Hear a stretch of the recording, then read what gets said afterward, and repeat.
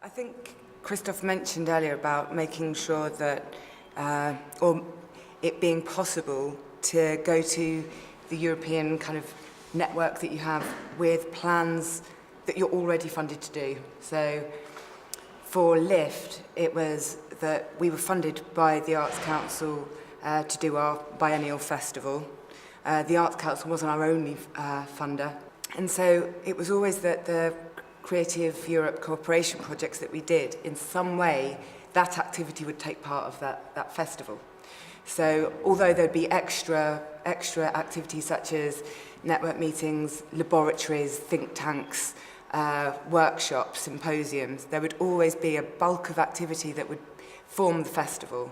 And so really the match funding was that. It was the Arts Council, it was all of the other income that supported the kind of activity that lifted kind of annually. There's the usual really, private funding, corporate, but also funding, for example, with our residency in Luxembourg, the city gives funds for the orchestra to be there.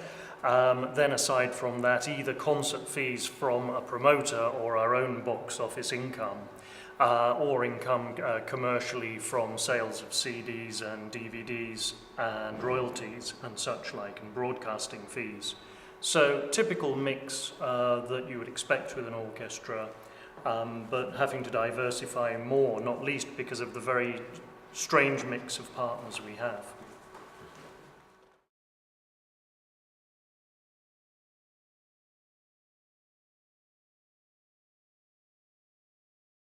But you'd have a series of meetings with the network to discuss who's going to be responsible for what, who might be the marketing lead and how you work that into their budget, as well as what people think they're going to fund. So putting together a work programme and then allocating costs against that. And each person would do that.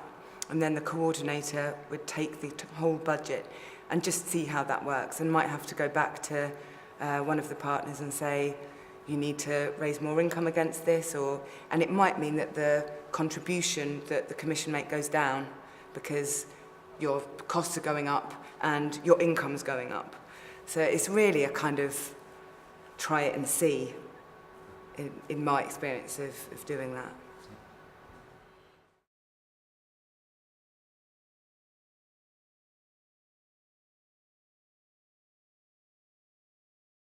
In a sense, for us, where the money is coming from is not so relevant, as long as the match funding is there. If you look at the typical income side of a project, majority will come from own resources and then mainly public funding. That's the trend that we see. Not a lot of projects are really generating a lot of income. If there is income generated, it's 20,000 euros, 40,000 euros for the larger scale projects even. So it's very seldom that they generate a lot of income.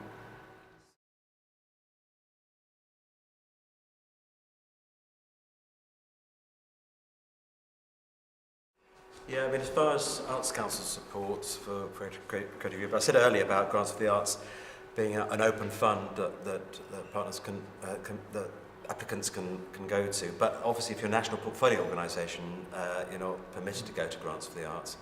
But what we see the importance of this work in terms of resilience, and I'm not just talking about financial resilience, but artistic resilience, and that the idea of international export and exchange over recent years has become very, very important to us. And we fund the national portfolio through business plans. And to see in a business plan, and it was said earlier that such projects as these should be part of the business plan, it's part of the DNA of the organisation. To see that is a real strength. And as we're approaching a new MPO round, we'd certainly be looking out for that. And we're happy, obviously, for MPO funding to be used for good projects like this.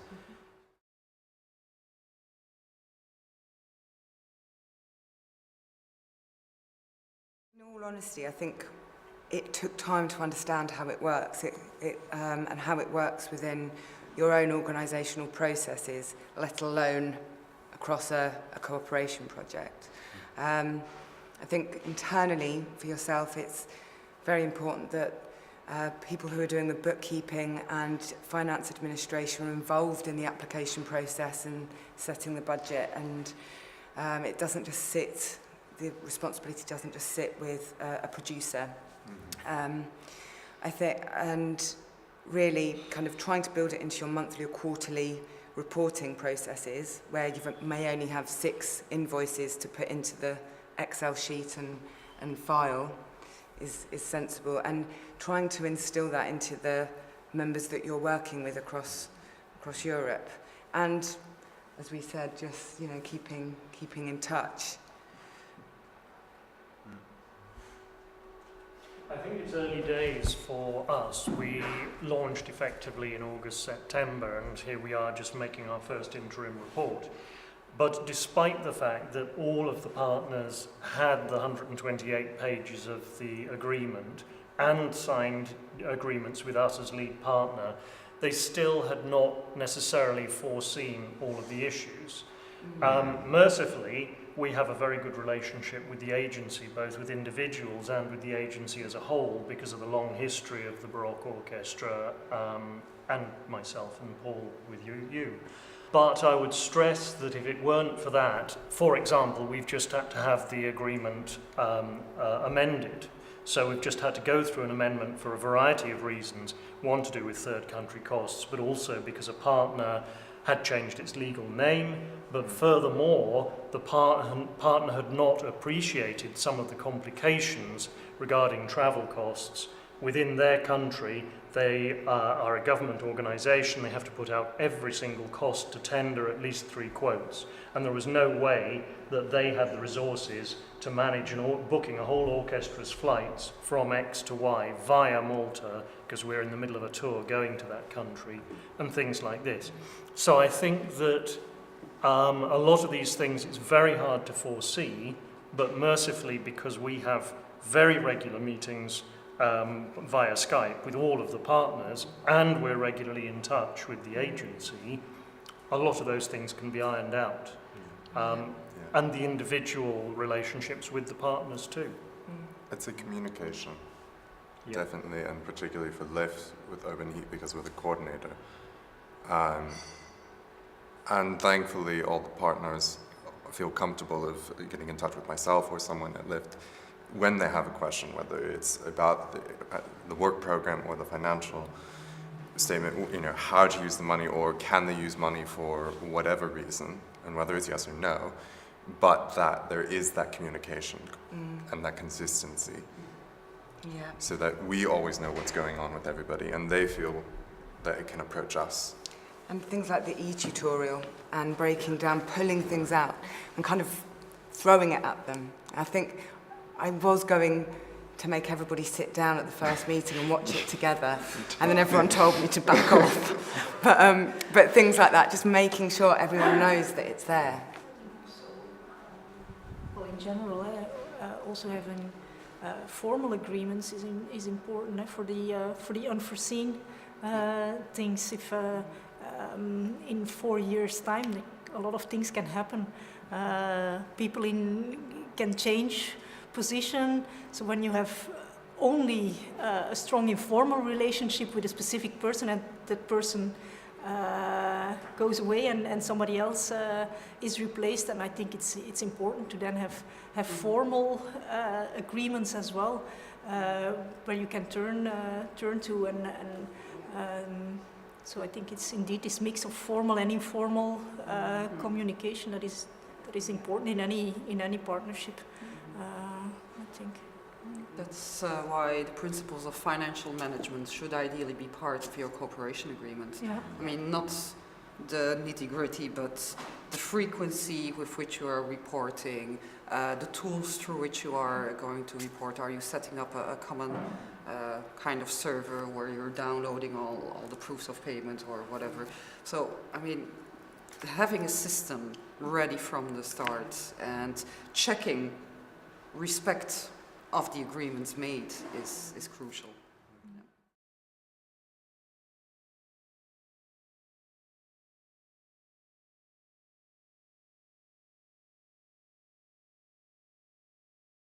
Within the past several weeks, I've just because we're going in about December, we'll be doing our interim report. And there's the portal which has templates, which is what I base every template on.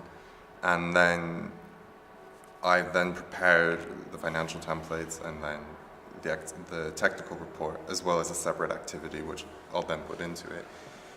But yeah, I would say, I mean, for Urban Heat, we've just prepared templates across the board and then put it to everybody, and just being strict with deadlines and just saying, each partner fills in their bits, and then we as the coordinator will collectively put it all together.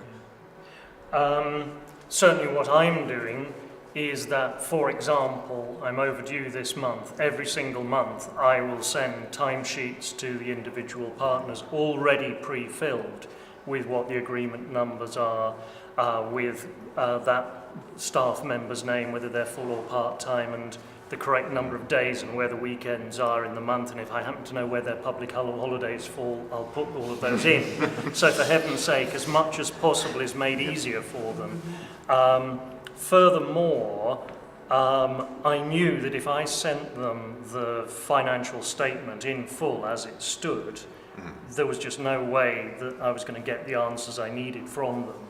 So I created my own individual version for their benefit that only had the columns that they needed to fill in that were relevant to them, that took out all the things that as a lead partner we were responsible for, so that we could then extract that information and put it into our full statement. Because anything to make life easier for them clearly is going to ultimately speed up the process.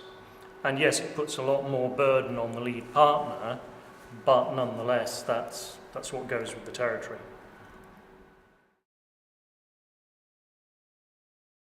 I think it very much depends on the network, how large the network is, how well the network knows each other. If you're involved in an iteration of a network that's existed and reapplied, and maybe done that 3 or 4 times, you know that that network knows exactly what it's doing, and you might need to look after a couple of new members or associate partners that have come on board to kind of make that new application a bit more exciting, or kind of. But I think if it's a very new network, that they would need far more guidance. But some networks are, they'd be offended if you tried to do that, because they've got 5 projects and a machine and they're this kind of organisational machine that knows how to report. So it's knowing your network.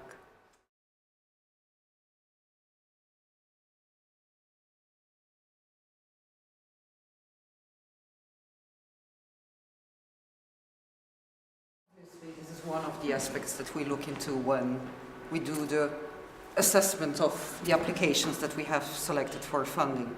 Because once the selection decision is there, we of course look into the organizations that we are funding. Do they have the necessary experience, yes or no? If they are completely new to the funding scheme, we will guide them a little bit more than the ones that we know have been doing this for years. So there is this guidance. Do I think that a large-scale cooperation project as a first project is a good idea? It will be tough, but it's not impossible. Clearly, it's not impossible.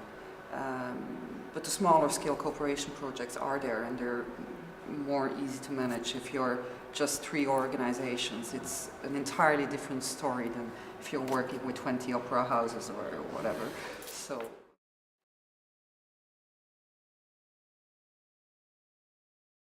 I mean, the only stipulation I remember we did before we sent out, the money went into our Euro bank account, but before we sent it to all the partners, we did say that we would not distribute any money until each partner had signed their cooperation agreement with us as the coordinator. And once we'd received all of those signed, then we would release the money. There's different models of working, and as you said, I think it really depends on the level of trust there is between the organizations, how well you've known each other.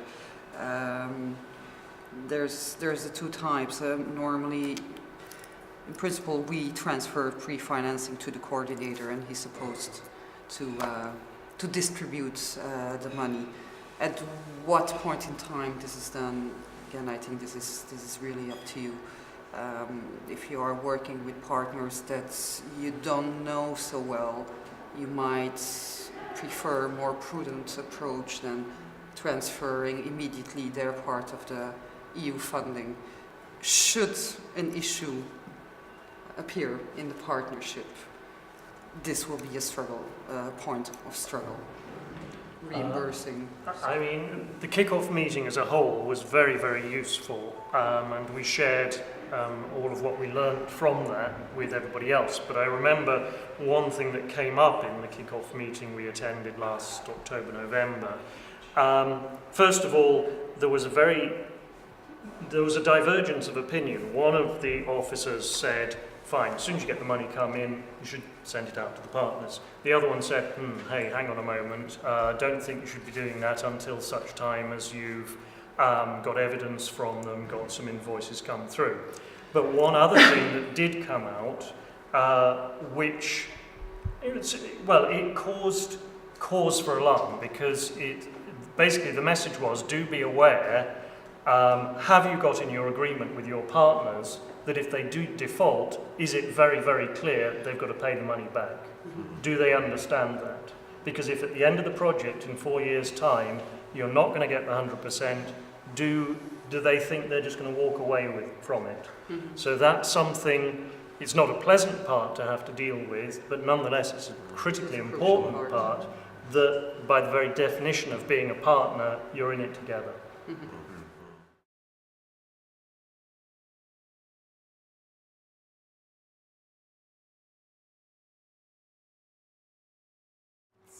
Really, it's about, I think you were talking about it earlier, about that trying to get that final report in as soon as possible, because there will be partners that are beginning to struggle.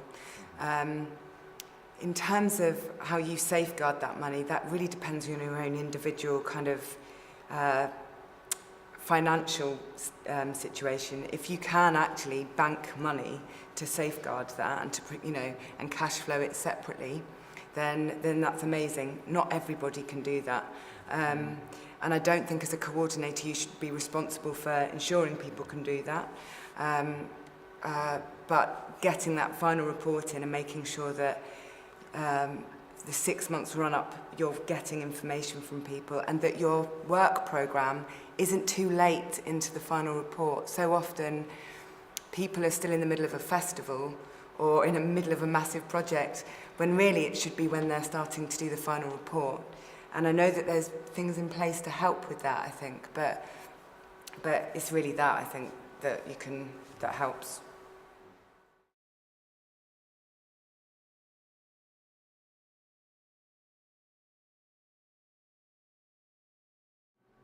I think they're brilliant. And I'd be devastated if they didn't continue beyond 2017, because I think the cultural exchange, the friends you make, the kind of things you learn from, they're brilliant. And I think there's a lot of things you do differently. And I think when I was at Lift, every single year we changed something in the way that we were reporting, or, and I think as Alex is coordinating Urban Heat, there'll be something that you think, oh, that worked, and that really didn't. Yeah. But no, not personally, I just hope it continues. Yeah.